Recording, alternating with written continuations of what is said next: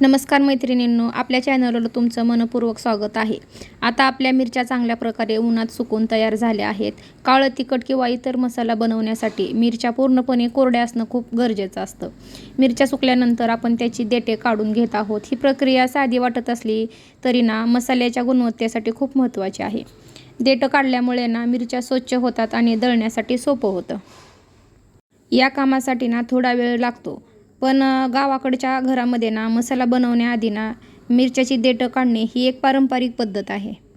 मी आता अगोदर अशा मिरच्या भाजून घेणार आहे.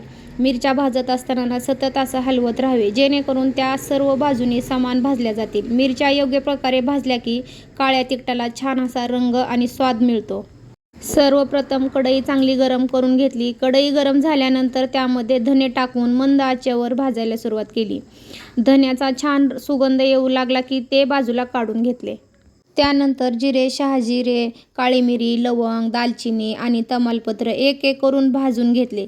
मसाले भाजताना गॅस मंद ठेवणे खूप महत्त्वाचे असते. त्यामुळे मसाले जळत नाहीत आणि त्यांचा रंग व सुगंध उत्तम राहतो. प्रत्येक घरात साहित्याचं प्रमाण थोडंफार वेगळं असू शकतं. त्यामुळे तुम्ही तुमच्या चवीनुसार प्रमाण कमी जास्त करू शकता. जिरे भाजत असताना त्याला जास्त भाजू नये, कारण त्याला कडूपणा येऊ शकतो. मैत्रिणींनो, काळं तिखट चविष्ट होण्याचं मुख्य रहस्य म्हणजे काय? मसाले योग्य प्रमाणात आणि योग्य प्रकारे भाजणे.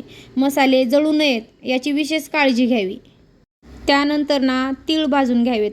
तीळ भाजल्यावर त्याचा सुगंध खूप छान असा येतो आणि मसाल्याची चव पण खूप वाढते.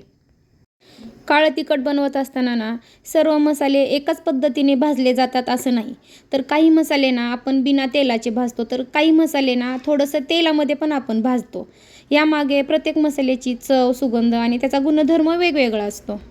म्हणजे धने, जिरे, शहाजिरी, काळी मिरी, लवंग, दालचिनी, तमालपत्र यासारखे जे मसाले आहेत साधारणपणे ते बिना तेलाचेच भाजले जातात.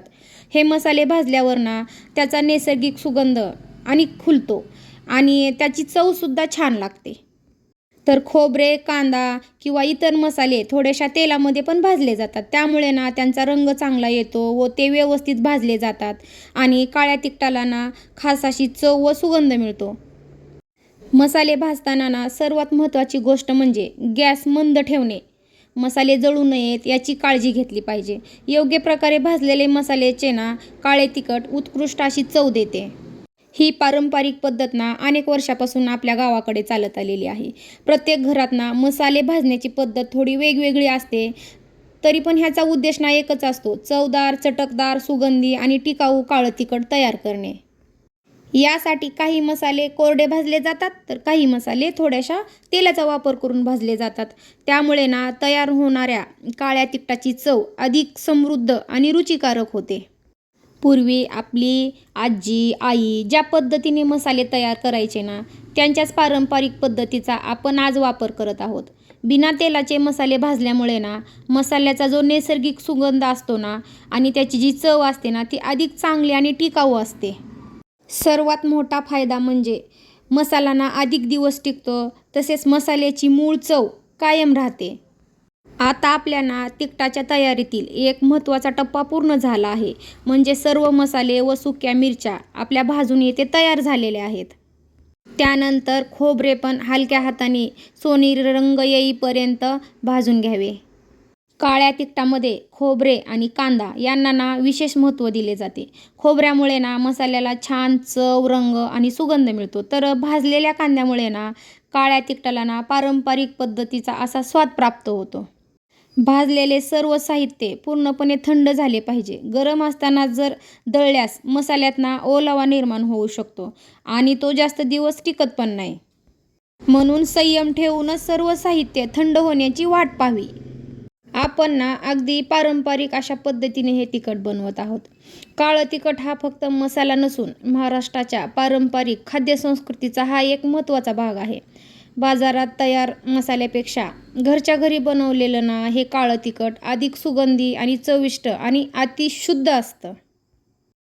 अशा प्रकारे सर्व मसाले व्यवस्थित भाजून घेऊन झाल्यावर ते थंड झाल्याच्या नंतरच आपल्याला एका बंद डब्यामध्ये भरून ते दळून आणण्यासाठी मसाला गिरणीमध्ये किंवा मिरची कांडपमध्ये आपल्याला हा मसाला घेऊन जायचा आहे. घरच्या घरी आणि पारंपरिक पद्धतीने बनवलेलं काळं तिखट म्हणजे ना आपल्या संस्कृतीची चवच आणि एक सुंदर वारसा आहे. तुम्हाला सुद्धा असं तिखट बनवायचं आहे आणि तुम्ही कधी बनवलंच नाही आणि तुम्हाला बनवायचं आहे, तर तुम्ही ना अशा पद्धतीनं जर तिखट बनवलं ना तर तुमचं तिखट तितकंच खमंग आणि चविष्ट आणि वर्षभरासाठी टिकणारं तुमचंसुद्धा एकदम सुंदर अशा प्रकारे तिखट तुमचंसुद्धा तयार होऊ शकतं. आता हे सर्व मसाले ना एकत्र करून घेऊन आपल्याला ते मिरची कांडपमध्ये घेऊन जाऊन दळून आणण्यासाठी न्यायचे आहेत. आपल्या स्वयंपाकघरातील सुगंध चवदार आणि पारंपरिक काळं तिखट आपल्याला बनवून आणायचं आहे.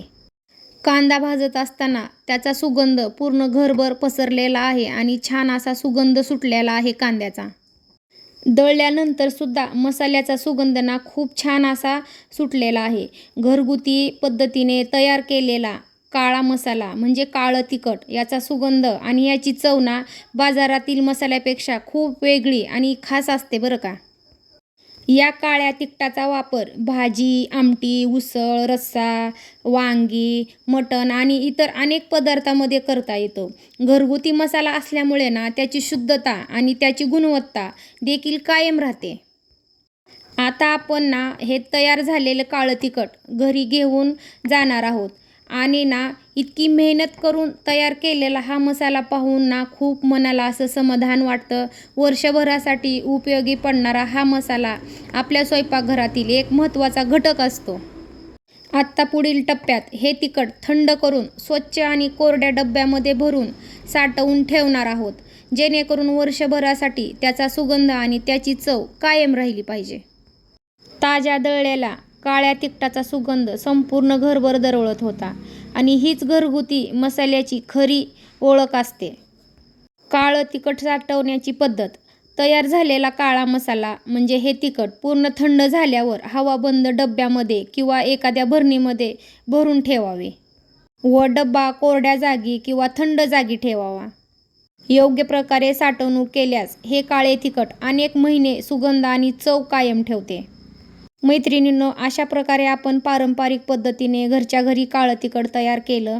घरगुती काळ्या तिखटाचा सुगंध आणि चव बाजारातील कोणत्याही मसाल्याला सहज मागे टाकू शकते. जर तुम्हाला ही माहिती आवडली असेल तर व्हिडिओला लाईक करा, चॅनलला सबस्क्राईब करा आणि बेल आयकॉन दाबायला अजिबात विसरू नका.